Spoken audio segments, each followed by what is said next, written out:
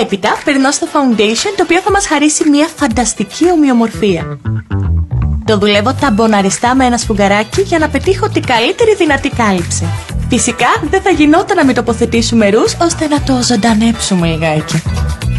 Ύστερα προχωρώ σκιάζοντας τα κόκαλα του αγκώνα ώστε να τα κάνω να δείχνουν πιο έντονα και να προσφέρω μια παραπάνω ευκρίνεια. Με ένα διάφανο μασκαράκι χτενίζω τις τριχούλες που υπάρχουν γύρω από την περιοχή ώστε να δείχνουν όλα πολύ πιο περιποιημένα. Θα εφαρμόσω έπειτα μία ροζ φωτεινή σκιά για να δείχνουν όλα λίγο πιο φρέσκα και ξεκούραστα. Και τέλος θα ολοκληρώσω με ένα κραγιόν στη φυσική απόχρωση του αγκώνα ώστε να δώσω μία παραπάνω υφή. Και τώρα είσαι έτοιμη να βγεις.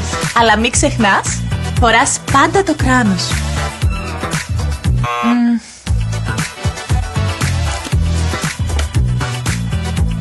Με το σωστό τρόπο. Εκεί που έχεις το μυαλό σου.